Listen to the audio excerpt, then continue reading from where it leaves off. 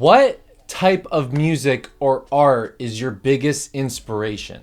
I think it's like an amazing picture of who we are as artists, who we're becoming, to go back and look at what it is that really influenced us and sparked a lot of who we've become and moved to be as artists and as people. What's going on, guys? It's Mith back again with another video, and today I'm actually going to be breaking down my top 3 most influential artists for me as an artist in my music. Guys, if you haven't already, be sure to hit the subscribe button and like this video. That really helps the YouTube algorithm. Also, we have some awesome things available in our shop at mithblue.com. We have a couple bags left of this like amazing Colombian coffee that was from last season. We're going to be bringing in some new coffee in the next couple months, and we just might sneak in a couple of opportunities to buy like a Mith sweatshirt, one of the new ones online as well. Although I really wanted to keep these for shows, but that'll be in the link down below. All right, let's get right into it. Now, you guys might be surprised because if you know me personally, you've known how like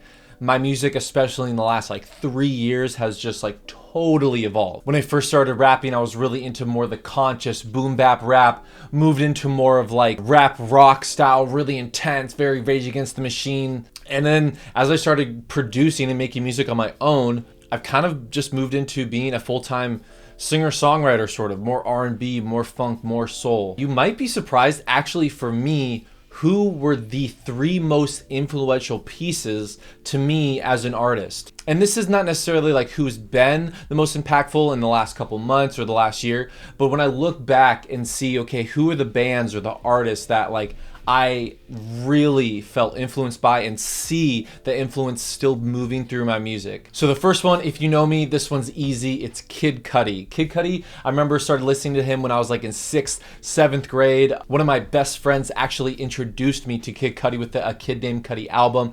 So many incredible songs, but it wasn't until Man on the Moon 2 that I really felt like personally impacted. Songs like Ghost, Mr. Rager, Trapped in My Mind, All Along, like so many songs that really just sunk into like what it really meant for me to be an artist, like to be able to actually connect with someone on kind of the deepest and honestly maybe the most painful parts of the human experience, and to be able to relate with someone, make someone feel heard, understood, make someone feel like they're actually empathizing with you, make someone feel like there actually is hope and there's other people out there and you're not alone. And even to this day, that is still such a driving force as to why I love creating, is to be able to connect with people. Not only that, but just all the vocal tones and the way he blends his vocals. I mean, I'm kind of the Kid Cudi stan that even loves Speeding Bullet to Heaven. I don't care what anybody says. Another thing that I totally admire about Kid Cudi is whether it's in TV shows or whether it's in interviews or on stage or like kind of backstage vlogs he used to do way back in the day, you get the same person. And it's almost like when he's in TV shows, he's like typecasted, that he just has to be himself. And I think that's one of the best parts of Kid Cudi to me, is that he's always Scott. He's always Scott Mesicudi, and no matter what you do, where you put him, that's just who he's gonna be, and we all love it. Number 2 is Jon Bellion, and this is a guy that I think kind of went more in a pop direction than maybe what I personally enjoy. But the Separation album for me, I think I started listening to Jon when I was a senior in high school, and there was actually the first, it was the dedicated instrumental on the Jon Bellion album, was actually the first beat I ever wrote any actual lyrics to.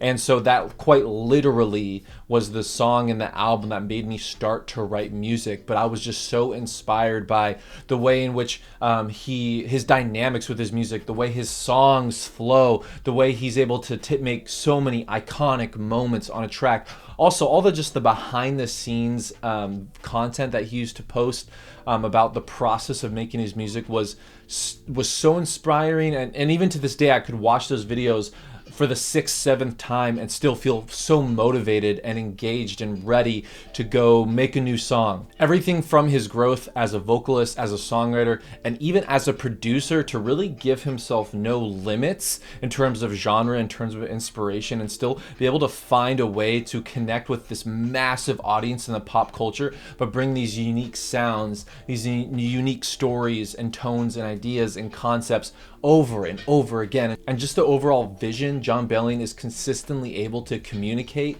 to a massive group of people. As a fan that was there at like $25 tickets with $25 VIP in like a 500 space Peters Room in Portland to then the Modus Center, every single time there's always been this connect that Jon is able to have, especially live. And to this day, Jon Bellion is probably still one of the only artists that I think actually creates a live show experience that is so new and nuanced. Even if you were to know and love every single song that you've heard from him, when you see him live, it's almost like you get to hear a whole album for the first time, the way he recreates everything with a live band and recreates all these new special moments with songs. And then number 3 is Relient K. And Relient K was actually my first concert I ever went to. Long story short, my sister got in really big trouble and she had this concert to go with all of her friends that my mom was actually taking them to. She got in a lot of trouble at school and I got to take her ticket.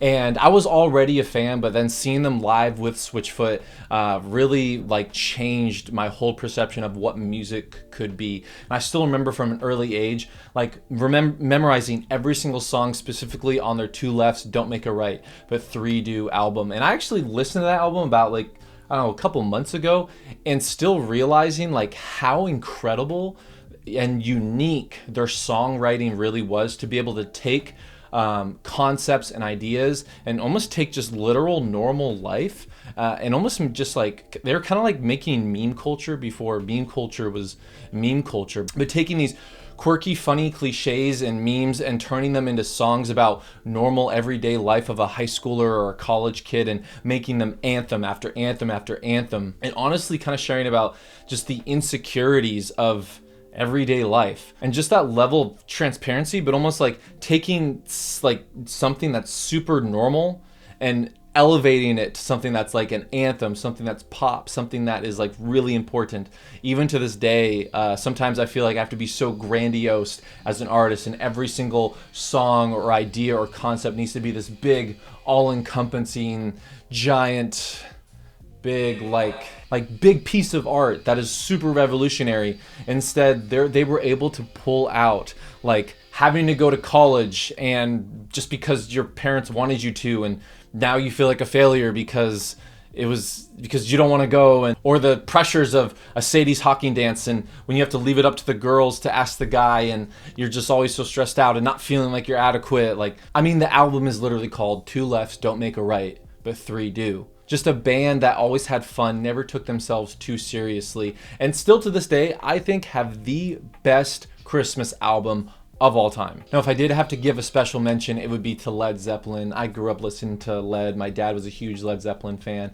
And obviously they're legends. Obviously they're legendary. All their musicians, the way that they branded, like their songs, iconic, debatably have the greatest rock and roll song of all time, being Stairway to Heaven. So many incredible things, but I think the one thing I absolutely love about Led Zeppelin was the atmosphere that they were able to create. Like, when you're listening to a Led Zeppelin album, you are shifted completely into this dark medieval fantasy realm. You're honestly in Lord of the Rings when you listen to Led Zeppelin. And I think that's something that there's a lot of artists that may be really popular, may have been way bigger than Led or will be way bigger than Led Zeppelin, but there's no Taylor Swift, there's no Drake, there's no even the Beatles, I would argue, could really take you to a whole entirely new world like Led Zeppelin did. But anyway, guys, that's it for me. Again, leave a like. What are your top 3? Have you guys heard any of the artists that are my favorite? And I would love to know what 3 artists, even if they're not music, what 3 artists inspire you the most. With that, we'll see you next time.